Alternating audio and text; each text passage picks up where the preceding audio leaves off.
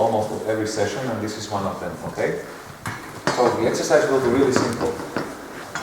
We'll start with cutting at each other, and the other one will be parrying. So I will be cutting an Oberhau from right, opponent parries. And after he parries, he will go into the compact position from here and cut at me again. Okay?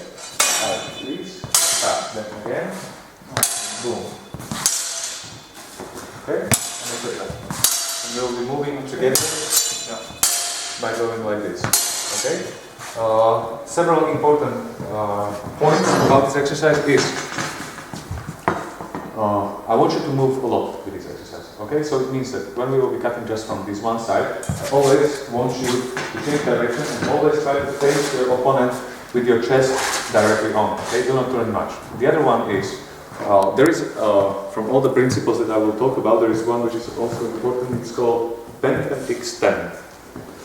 When I say bend and extend, I mean that almost with every attack and movement we do, there should be bending, extending, bending, extending, okay? The reason for it is that if I'm extended, and if I want to extend, all those movements are really weak, okay? So if I'm extended, there are just some movements that I can do with a sword, like redirecting my point, which are okay.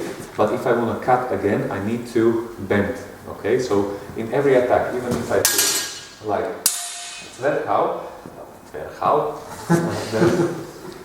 then I need to bend my arms a bit, or at least to do it while I'm going to the other side, right?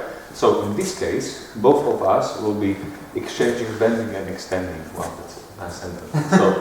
So extend, bend.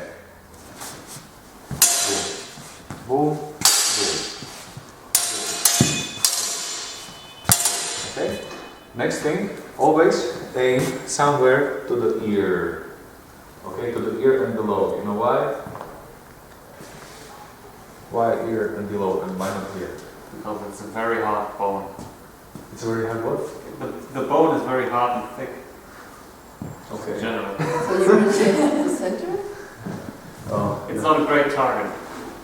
This is not a big target, and the reason is that with just a small movement we might just fly over. Okay, so here I'm covering a much larger area. Alright? I mean, if we were to speak about some reality, hitting someone's ear is the best we can do, even with a light pen. Okay, that's one of the most painful places on the body, right?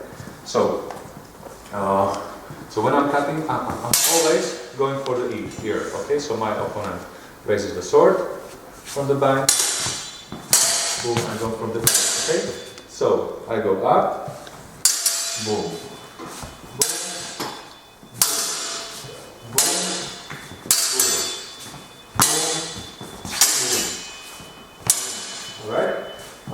And the last thing which I will mention now before we start the exercise, and I'm sure that I have been mentioning this 2 years ago, is never ever hold your parry higher than your shoulder. Okay? The sword should be always in the shoulder height, the cross guard. Again, why? Protect. Why like this? And why like this? Because then your hands become targets? Exactly. I know. You know, let's say with 50-60% of the people who are fencing, this is a no issue. But then there is the rest, which is very precise. Okay? If you come to Eastern Europe, or let's say Eastern part of Europe, everyone will be cutting towards your head. And if you are used to holding your hands like this, you will get hit. Okay? It's very dangerous. This is how fingers are broken, etc., etc. This is not a good way to parry. Okay, always like this. Even if the cut comes from high above, we should be able to find a position which is like stable. This is stable because here I'm attaching my bicep to my chest, and I'm creating a strong position which can withhold a lot of attacks. Okay. It's also important to have ideally this one parry position and not to adjust to a million other positions. Because then whatever you do, whatever happens in your mind, you don't have to think about it, you always just go to the same place. Okay? Most of the attacks in fencing come here.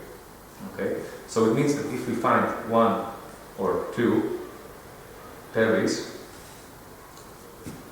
we have covered everything, mostly everything. Okay, so just statistically speaking, if you want to reduce the amount of information we have to think about, then we will find just 1 and 2 parries and not think about anything else. Alright? So just here, boom, chest, bicep here, again, chest, bicep, I mean, this is what I need. Bend, extend, okay? Also, when we were doing just this one, so going from the same side, again, try to do a swing which helps you with the movement, okay? If I'm pulling, I'm inviting the opponent. Think of it like strategically, like mentally, okay? All of us live in a society, wow. So, and in this society there are certain gestures that we understand. So for instance, if I raise a hand like this, what does it mean? You want to speak? I want to speak, I want to show that I have my hands, I understand gestures, okay? If I do this, You want to fight? it's aggressive, gesture of aggression, exactly, okay? And if I do this, You can come. I'm inviting someone to come. And if I do this with the sword, it's the same.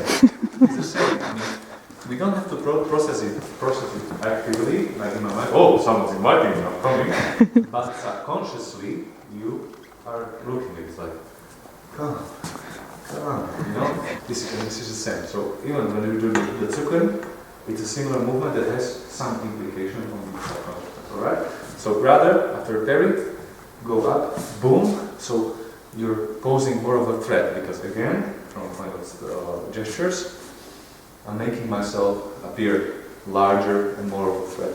Alright? So one more time, just repeat the exercise. I'm hitting, rolling, hitting, rolling, hitting, rolling. Alright? So repeat this, I don't know, 10 times, and then switch to the other side. Alright?